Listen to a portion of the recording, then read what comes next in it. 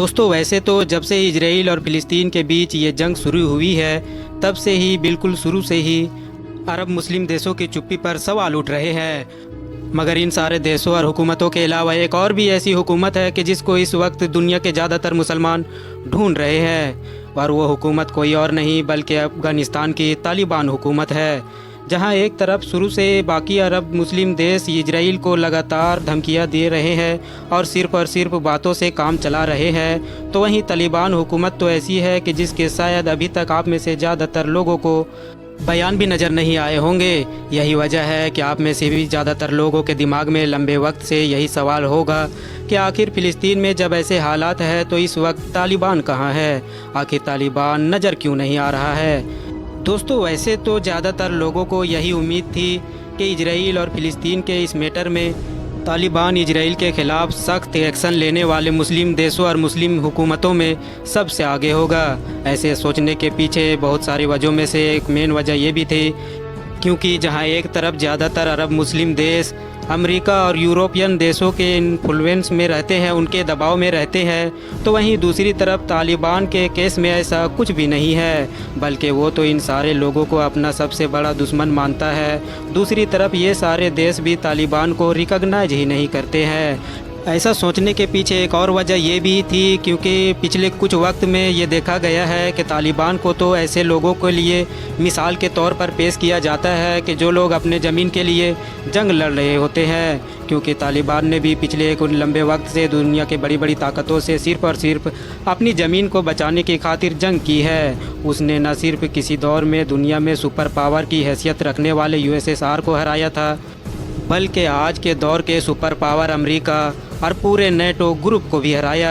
बात सिर्फ यहीं पर ख़त्म नहीं होती है कि बल्कि गौर करने वाली बात तो ये भी है कि सन 2021 में जब तालिबान ने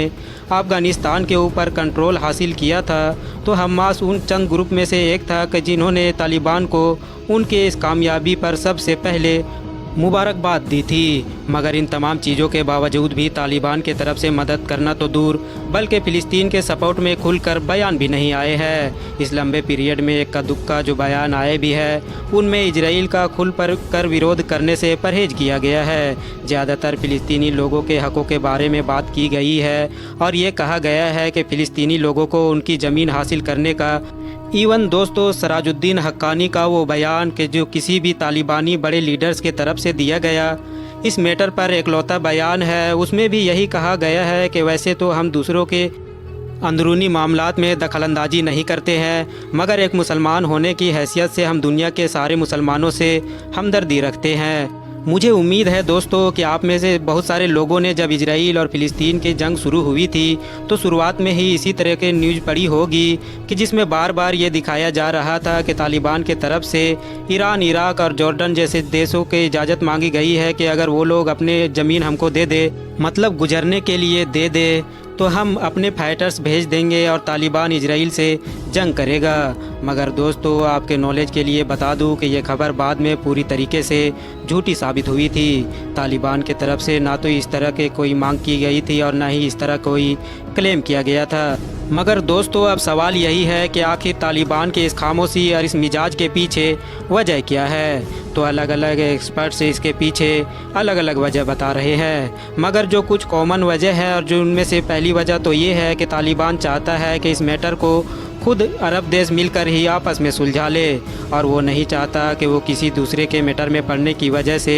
उस तरह की कोई गलती करे या उस तरह का कोई फ़ैसला ले कि जिस तरह की गलतियाँ या जिस तरह के फ़ैसले उसने आज से 20-25 साल पहले लिए थे, जिसकी वजह से उसको एक बार फिर लंबी जंग में कूदना पड़ा था, बावजूद इसके कि जब वो खुद इजराइल और फ़िलिस्तीन के लोकेशन से बहुत दूर बैठा हुआ है। फ़िलिस्तीनी लोग अरबी हैं, मगर उसके बावजूद भी ज़्यादातर अरब देशों का इस मामले में खुलकर इंटरेस्ट ना लेना भी तालिबान को दूर रहने के लिए इंस्पायर कर रहा है। साथ ही साथ एक वजह ये भी है क्योंकि तालिबान तो खुद ही एक लंबी जंग लड़ने के बाद अभी 1-2 साल पहले ही अफ़गानिस्तान पर कंट्रोल हासिल करने में कामयाब हुआ है और उसको तो अभी दुनिया के ज़्यादातर देश रिकॉग्नाइज ही नहीं करते हैं, मतलब कि मान्यता ही नहीं देते हैं। यही वजह है कि वो खुद भी जानता है कि अगर वो इस मामले में इंटरफेयर करने की कोशिश करेगा और कूदने की कोशिश करेगा तो बजाय फ़िलिस्तीनियों का कुछ भला होने के इंटरनेशनल लेवल पर ज़्यादा नुकसान ही हो सकता है। इसके उलट पिछले एक लंबे वक्त से तालिबानी हुकूमत अपने आप को रिकॉग्नाइज कराने के लिए